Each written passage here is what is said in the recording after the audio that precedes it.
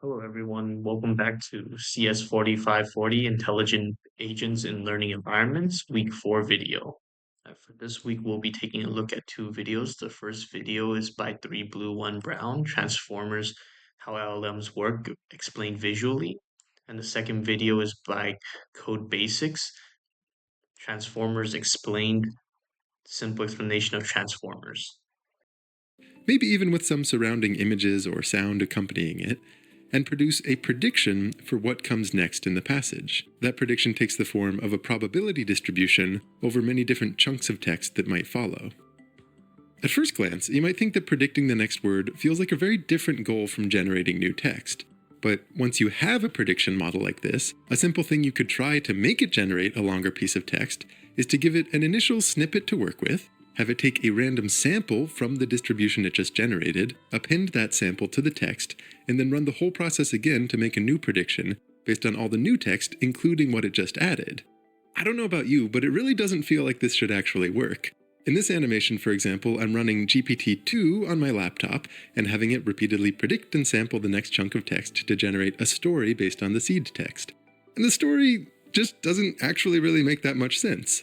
But if I swap it out for API calls to GPT-3 instead, Slide introduces the core function of transformers, predicting the next word in a sequence. Language models are built upon transformers to forecast upcoming words. This isn't just about guessing, it's about understanding context. Transformers achieve this by first breaking down the input into smaller units called tokens. These tokens can individual these tokens can be individual words, parts of words, or even common character combinations. Thinking of it as dissecting a sentence into most fundamental components. Each of these tokens is then associated with a vector, a list of numbers that encodes the meaning of the specific piece of text. The goal is to numerically represent the token so the model can process it. a classic example of this is how if you take the difference between the vectors for woman and man, something you would visualize as a little vector in the space connecting the tip of one to the tip of the other, it's very similar to the difference between king and queen. So let's say you didn't know the word for a female monarch, you could find it by taking king, adding this woman minus man direction, and searching for the embeddings closest to that point. At least, kind of. Despite this being a classic example, for the model I'm playing with, the true embedding of queen is actually a little farther off than this would suggest, presumably because the way that queen is used in training data is not merely a feminine version of king. When I played around, family relations seem to illustrate the idea much better. The point is, it looks like during training, the model found it advantageous to choose embeddings such that one direction in this space encodes gender information. Another example is that if you take the embedding of its Now, machine learning models do not inherently understand text, they require numbers. That's where word embedding comes in. These embeddings translate words into numerical representations that the model can actually work with, instead of just assigning an arbitrary number to each word. Word embeddings aim to capture the meaning of a word. They do this by creating a vector, essentially a list of numbers that, in a way, answer a series of questions about the word. The dimensions of this vector act as features encapsulating different aspects of the word's meaning. But it doesn't stop there. To truly understand language, we need to consider context. Contextual embedding take these static word embeddings and adjust them based on the surrounding words in a sentence. This allows the model to understand that the word track means something different when you're talking about trains versus tracks tracking a package. You and I are going to expand on the details of what happens at the very beginning of the network, at the very end of the network, and I also want to spend a lot of time reviewing some important bits of background knowledge, things that would have been second nature to any machine learning engineer by the time transformers came around. If you're comfortable with that background knowledge and a little impatient, you could probably feel free to skip to the next chapter, which is going to focus on the attention blocks, generally considered the heart of the transformer. After that, I want to talk more about these multi-layer perceptron blocks, how training works, and a number of other details that will have been skipped up to that point. For broader context, these videos are additions to a mini series about deep learning. And it's okay if you haven't watched the previous ones, I think you can do it out of order. But before diving into Transformers specifically, I do think it's worth making sure that we're on the same page about the basic premise and structure of deep learning. At the risk of stating the obvious, this is one approach to machine learning, which describes any model where you're using data to somehow Architecture that makes transformers so powerful: the encoder and the decoder. The encoder's primary job is to take the input sentence and generate contextual embeddings for each word. It's about understanding the nuances and relationships between words in the sentence. Once the encoder has created these rich contextual embeddings, the decoder steps in to predict the next word in the sequence. It uses the embeddings as a foundation to build upon, generating the most likely word to follow. At the heart of this process lies the attention mechanism.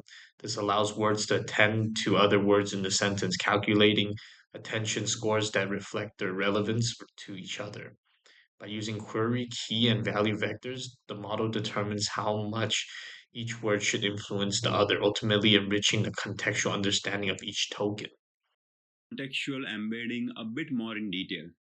When you represent this word dish in your embedding space, it is a static embedding.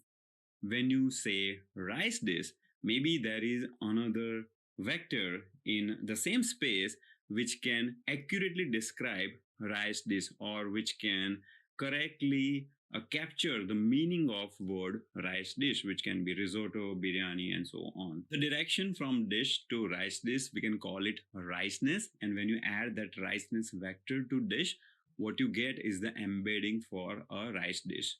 There is another vector or embedding for Indian rice dish.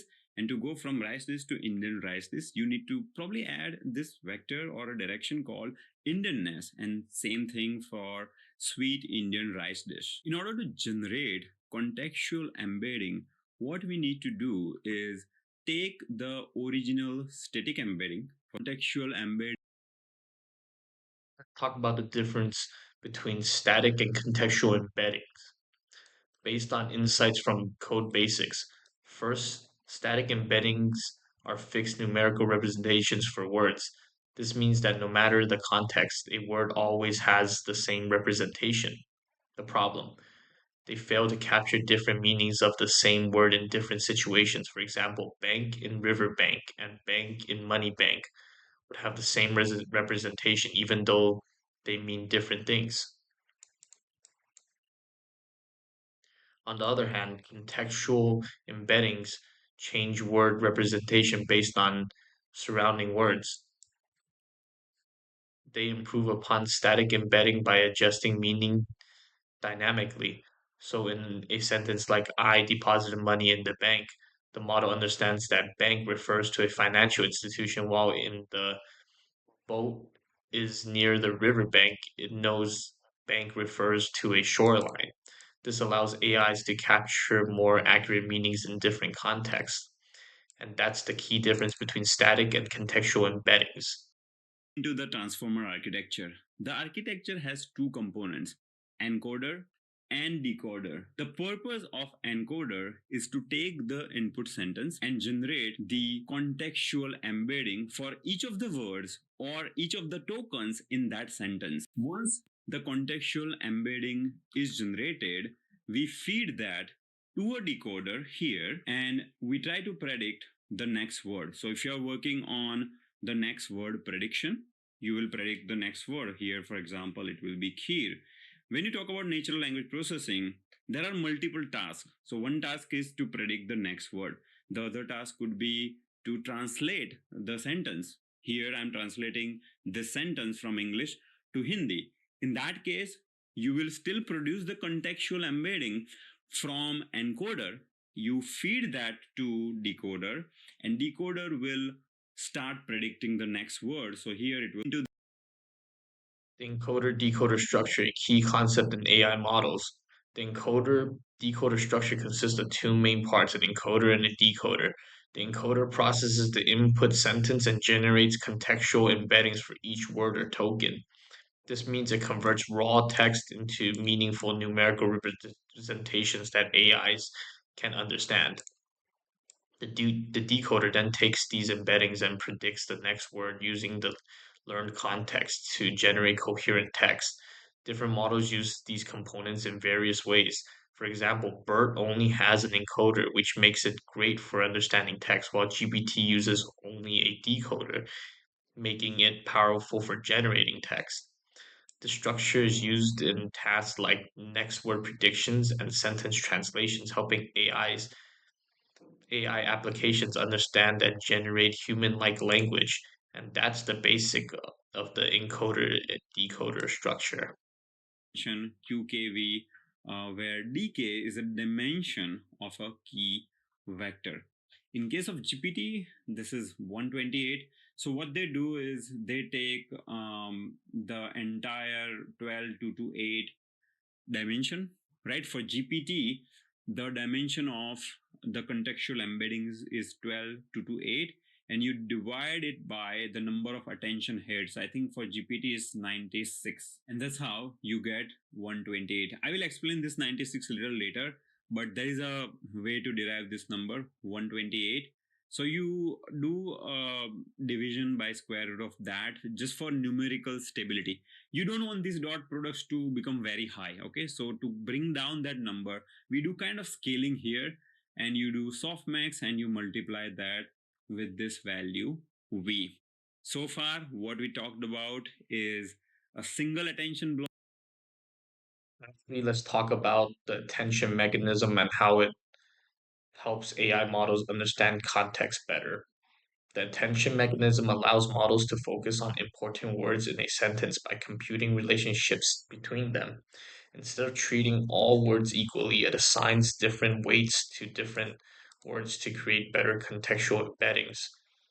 Three key concepts make this possible. Query represents what a word is looking for in the sentence. Key, which describes what each word is about. Value represents the actual contribution of a word. The model calculates attention scores by taking the dot product of query and key vectors. These scores determine how much focus a word should have in relation to others. Finally, the softmax function converts these scores into probabilities, ensuring they sum to 1. This makes it easier for the model to interpret them as attention weights. This mechanism is at the heart of modern AI models, like transformers, making them great at tasks like language translation and text generation. Okay, thank you everybody for watching this week's video. I'll see you guys in the next video.